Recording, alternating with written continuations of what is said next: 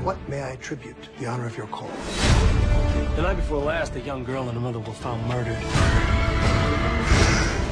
The daughter's body was lodged in a chimney. The mother's head severed with a straight razor. You're referring to one of my stories, a work of fiction. I'm afraid I am not.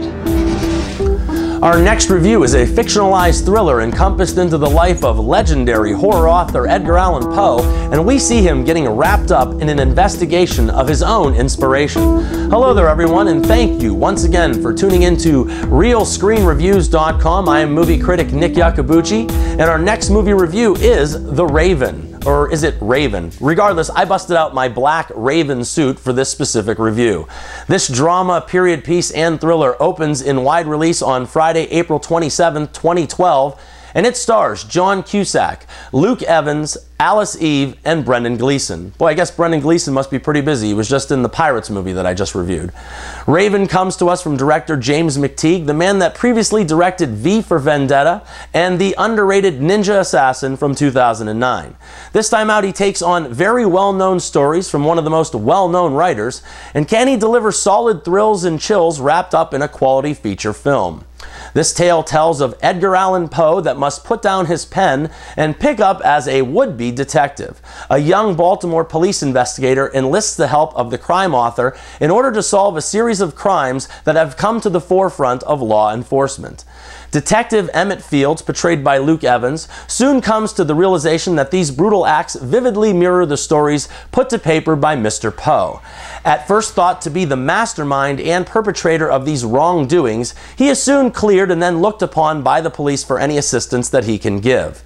It will all come to a boil when the writer's family and close friends become the target of the madman's bloody rampage, and will he be able to stop this madman before it's too late? Well, people, the first and biggest adjective that I would use to describe Raven is unfortunately disappointing. I must admit that I was kind of drawn into this film because of the marketing campaign, and I was genuinely fired up to see this film. However, this feature, just like the recent Battleship, it has so many holes in the storyline that it just cannot be overlooked. To me, sitting in the audience, it's almost as if the writers really didn't even care to reasonably explain anything that they wrote. You know, situations are discussed between Mr. Poe and Detective Who Gives a Crap, but I think that these scenes only make sense to the two men that are speaking in them. Okay, now normally I enjoy the features of James McTeague. I liked V for Vendetta. I know a lot of people out there bashed it. I thought it was a really cool movie. I liked V for Vendetta. And as I said before, I even thought that the blood-soaked Ninja Assassin really wasn't all that bad.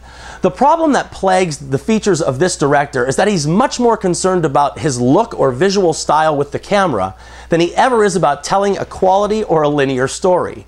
At least in the movie Seven, you come into these atrocities after they have taken place, but director David Fincher lets your imagination run wild with that. McTeague and Raven deliver no such imagination and no such originality. It simply stifles together one implausible scene after another and doesn't even bother to try and connect the logical dots. Now, something that really got to me was that they never really explore Edgar Allan Poe, the writer, and simply give us this stereotypical cinematic hero.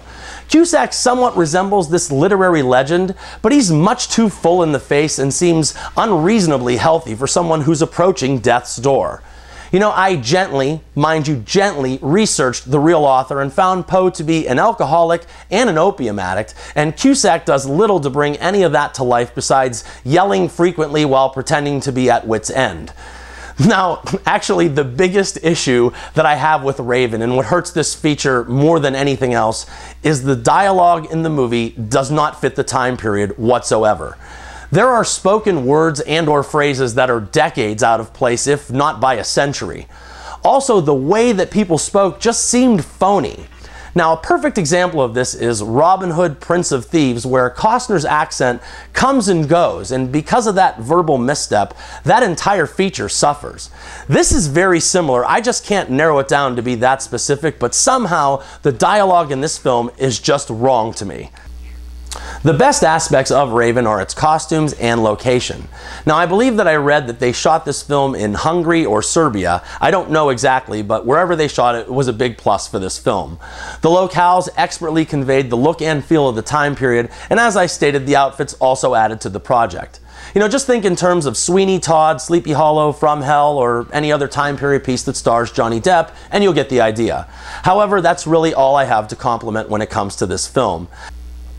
Now, 1 hour and 50 minutes, Raven was too long on running time and much too long on being far-fetched. The worst part of this whole theatrical experience is that I really wanted to like this movie a lot, and this movie really gave me almost nothing to like.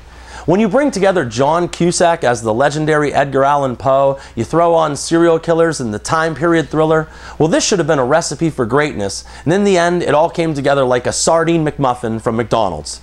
I've heard many compare this to the recent Robert Downey Jr. reboot of the Sherlock Holmes franchise, but both of those films are light years more entertaining than this ever was. Raven is not absolute terrible filmmaking, but at the same time, it does very little to make itself appealing to an audience. Outside of being visually striking, this film doesn't really have a handle on any kind of narrative story or the characters within it. Nick's Real Screen Review is a very disappointing 1 1/2 stars out of 4, and that's for John Cusack in the new horror and would-be thriller, Raven. And remember, people, I'm not always right, but only when it comes to the movies, and thank you for your attention. I would gladly give my life for hers. I know you would.